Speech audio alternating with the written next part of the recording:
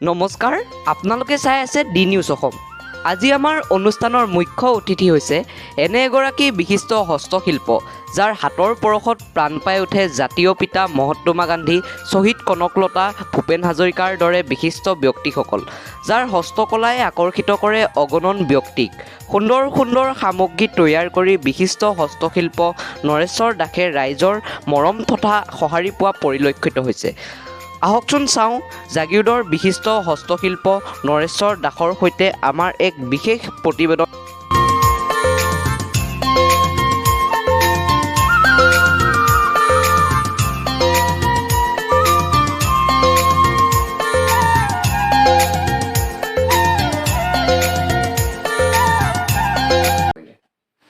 নমস্কাৰ, মোৰ নাম শ্ৰী নৰেশ্বৰ দাস।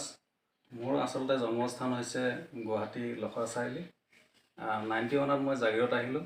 তাৰপিছৰ পৰাই মই বিশেষভাৱে এই কলাশিল্পৰ লগত জড়িত। কাঠৰে হওক, ডলা চালনীয়ে হওক বা চিলাই কামৰ ইত্যাদি কৰি সমস্ততে মই এইবিলাকত জড়িত হৈ আছোঁ কম পৰিমাণে। আপুনি মানে এই কলাৰ লগত কেতিয়া কেনেকৈ জড়িত হৈ পৰিলে? এইটো মই আচলতে সৰুকালৰ পৰাই মই বেলেগক দেখি পেলাই, বিশেষকৈ মোৰ ককা দেউতাই মানে এই ডলা চালনী ইত্যাদি এইবিলাক বনাইছিল, তেতিয়াৰ পৰাই মই লক্ষ্য ৰাখিছিলোঁ। তাৰপিছত মই নিজে বনাব চেষ্টা কৰিছিলোঁ আৰু যেতিয়া মই প্ৰদৰ্শনীবিলাক দৰ্শন কৰোঁ, বিশেষকৈ গুৱাহাটীত হওক বা অন্যান্য য'তে হওক প্ৰদৰ্শনী মই দৰ্শন কৰিবৰ কাৰণে যাওঁৱেই। এইকাৰণে যাওঁ, বিশেষকৈ মোৰ এটাই সাধনা আছিল যে এই যে কলাশিল্প বা কাঠৰ শিল্পকলাবিলাক মই দেখি পেলাই নিজকে এটা কিবা এটা অনুভৱ কৰিছিলোঁ, যে মোৰ মনত জাগিছিল যে মই বনাব চেষ্টা কৰোঁ নেকি। ঠিক সেইধৰণে মই কিছু সৰুকালৰ পৰাই চেষ্টা কৰিছিলোঁ, কিন্তু বিশেষকৈ বাস্তৱত ৰূপায়িত হ'ল 91 চনৰ পিছৰ পৰা 1991ত মই জাগিৰোড যেতিয়া আহিলোঁ, তেতিয়াৰ পৰাই মই কি কৰিছিলোঁ যে মই নিজেই গমাৰি গছ ইয়াত লগাইছিলোঁ। লগাই তাৰপিছত ডাঙৰ হোৱাৰ পিছত কাটি মই নিজে কিছুমান এনেকুৱা ধৰণৰ কাঠৰ মানে বস্তু প্ৰস্তুত কৰিছিলোঁ। আৰু লগতে মই কিছুমান আলমাৰিও নিজে ফালি পেলাই বনাইছিলোঁ। মই নিজকে এটা অনুভৱ কৰিছিলোঁ, হয় মই যে কিবা এটা কৰিব পাৰিছোঁ, মই নিজকে এটা গৌৰৱ অনুভৱ কৰোঁ যে মই যে কিবা এটা কৰিব পাৰোঁ।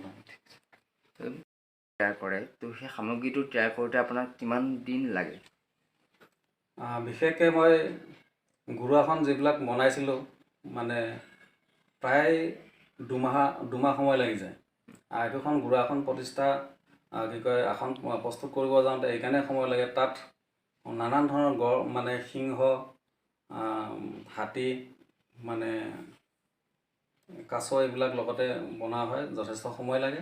আৰু লগতে মই কিছুমান যেনেকৈ মই গুৱাহাটী ছায়েন্স মিউজিয়ামত গৈ পেলাই মই ফটো মাৰি আনিছিলোঁ।